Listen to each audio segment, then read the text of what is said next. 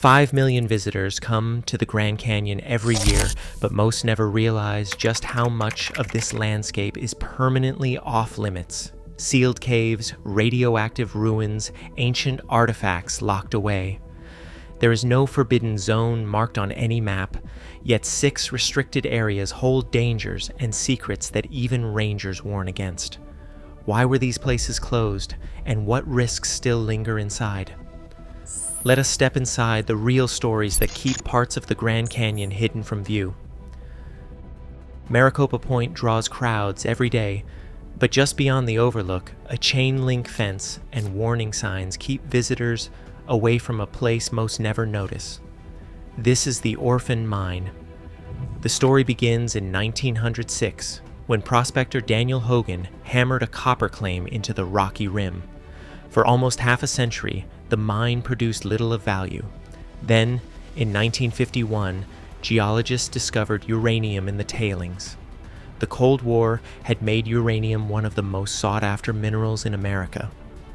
By 1962, the mining company persuaded Congress to let them tunnel beneath the boundaries of Grand Canyon National Park itself, a rare exception in the history of the park system.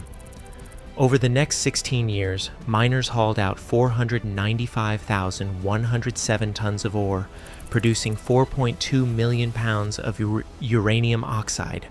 The total value reached $40 million, with about 60% of that uranium extracted from inside parklands. The rush for atomic fuel left deep scars. When the mine closed in 1969, the company declared bankruptcy, leaving the park and its visitors to deal with the fallout. Horn Creek, which flows below the mine, still carries uranium at levels that exceed EPA drinking water standards. Hikers are warned not to drink from it, not even after filtering. The contamination is not just a relic of the past. The Orphan Mine remains a federal Superfund site, fenced off to protect the public from lingering radiation and toxic waste. Taxpayers have already paid more than $15 million for the first phase of cleanup, but the most difficult work, removing radioactive material from groundwater, has yet to begin. The mine's legacy is a cautionary tale. For decades, the promise of quick riches and national security overrode the park's protective mission. Now, the National Park Service stands guard over this toxic inheritance, balancing visitor safety with the slow, costly work of restoration. The Orphan Mine is closed to all but authorized personnel. Its story remains etched in the rock, a reminder that some dangers in the canyon are invisible and still very real. Hidden among the cliffs and mesas, the Grand Canyon holds more than 1,000 caves, each one off limits to visitors. For decades, there was a single exception. Cave of the Domes, perched high on Horseshoe Mesa, drew hikers willing to brave the steep Grandview Trail. In the late 1800s, tourists rode mules down to its entrance, lanterns in hand. They left their mark in the darkness, names scratched into the stone. Emery and Ellsworth Kolb signed the walls here, years before filming their legendary 1911 journey down the Colorado River. The Miles brothers, who documented the aftermath of the San Francisco earthquake, left their signatures too.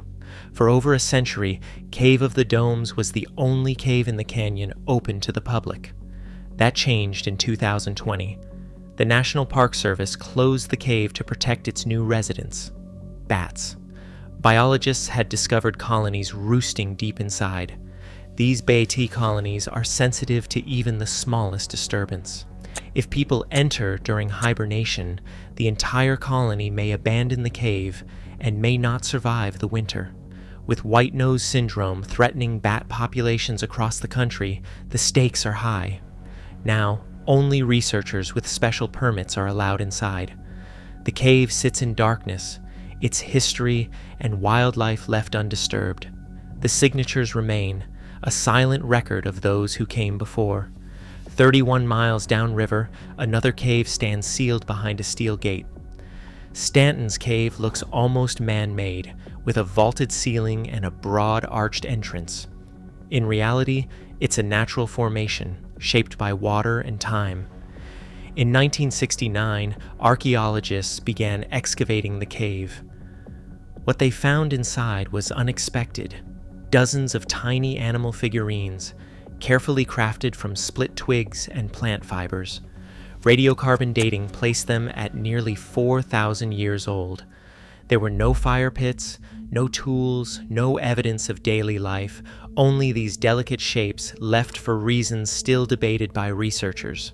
Some believe they were offerings, placed by ancient people who made the dangerous climb into the canyon for ritual purposes. Today, Stanton's Cave is home to Townsend's big-eared bats, a species now endangered.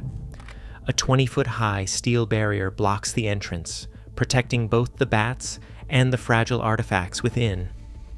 Entry without permission carries federal penalties, fines that can reach $5,000. Park rangers patrol the area, enforcing the closure. The cave's secrets remain behind bars, guarded by law and by the needs of the wildlife that now call it home. In the Grand Canyon, some places are closed not because of what they contain, but because of what they protect. Between River Mile 62 and 62.5, the canyon walls turn white with salt. These mineral deposits, glistening in the sun, have drawn travelers for centuries.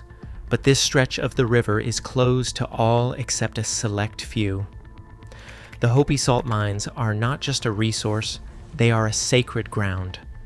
For the Hopi, this is the heart of their origin story. Nearby, the Sipapu marks the place where their ancestors are believed to have emerged into the Fourth World. The confluence of the Colorado and Little Colorado rivers is more than a landmark. It is a living symbol of creation and renewal. The Hopi Salt Trail, stretching more than 100 miles from the mesas to the canyon's depths, once served as a rite of passage. Young men would undertake the journey, navigating cliffs and desert to collect salt for their families. The path is carved into memory and stone, a pilgrimage that tested endurance and spirit. A Hualapai elder once said, "Salt was more precious than gold." For the Hopi, gathering salt was never just about survival. It was an act of reverence, performed with prayers and offerings, guided by strict tradition. Today, only Hopi religious leaders are permitted to enter this area. Their visits are rare, governed by ceremony and ancestral law. The site remains untouched by outsiders, protected not by fences or warning signs, but by the weight of belief and the authority of tribal stewardship. The National Park Service recognizes this sovereignty, honoring a tradition that predates the park itself. Here, access is not granted by permits or policies, but by lineage and purpose. The salt mines remain closed to the public, preserving a connection that is as old as the canyon walls themselves and remain protected. June 30, 1956. Two commercial airliners, TWA Flight 2 and United Flight 718, lifted off from Los Angeles just minutes apart. Their paths crossed high above the Grand Canyon, each pilot steering around a summer storm. At 10:30 a.m., both planes reached the same altitude, maneuvering blindly on opposite sides of a cloud. In a flash, metal struck metal. The collision tore both aircraft apart. All 128 people aboard died, their remains scattered across the remote cliffs of Temple and Shuar Buttes. Recovery teams, including Swiss mountaineers, braved the sheer walls to retrieve what they could. Only 39 victims were ever identified. The crash site was closed immediately and remains off-limits to this day. In 2014, the National Park Service designated the area a National Historic Landmark, the first such recognition for an event that happened in the air. The disaster forced lawmakers to confront a chaotic aerospace system. Within 2 years, Congress created the Federal Aviation Agency, unifying control of the skies for the first time. Every flight in America now traces a line back to that morning above the canyon. Just a few miles from Maricopa Point, another kind of protection quietly unfolds. Here, a simple fence marks the boundary of the Maricopa Point Endangered Plant Area. Botanists have documented the century milk vetch, a rare species found only in a handful of canyon locations. Archaeologists uncovered ancient masonry, a hearth, and a ventilator shaft, evidence of people who called this rim home long before the park existed. The area is closed to protect both the fragile plant and the history beneath the soil. There are no monuments, no warning sirens, just a sign and a locked gate. While the canyon's most dramatic tragedies made headlines and changed national policy, its quietest corners are guarded by patient hands, preserving life that clings to the rim and stories buried just below the surface. Access shapes what we know and what we never will. As fragile habitats, sacred ground, and invisible dangers remain off limits, the Grand Canyon reminds us, not every story is ours to enter. Sometimes true respect means accepting boundaries. Thanks for watching and for respecting what endures unseen